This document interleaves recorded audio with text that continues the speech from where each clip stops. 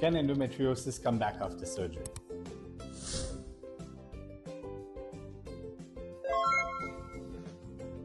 This is a very important question, and it's always at the top of the list of most patients.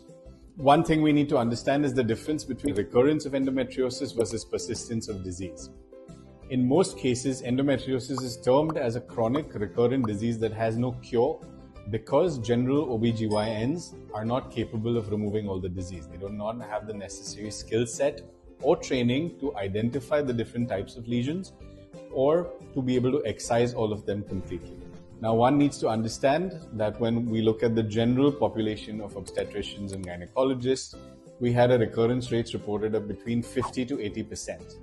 Whereas when you zoomed in the microscope and looked at specialist endometriosis surgeons and centers, the recurrence rates dropped down to 10 to 15%. Now, this is not purely a coincidence. It's just because these centers were very focused on identifying the different types of lesions and also being very well surgically trained to excise all of those lesions, which leads to lower recurrence rates. There are two types of surgeries that are generally described for endometriosis. The first one is ablation, which also goes by coagulation, burning, or fulguration of lesions.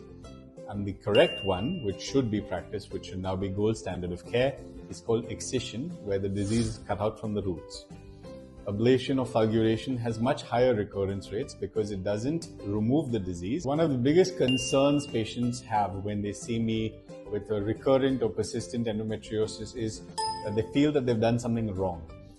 The truth of the matter is it's neither of those things. The way to tell that if the disease is coming back is if someone becomes symptomatic again. If there is something that is worsening progressive pain, then it's a good time to go and revisit your doctor again. Anyway, for most endometriosis patients, post-op surveillance and follow-up is very important.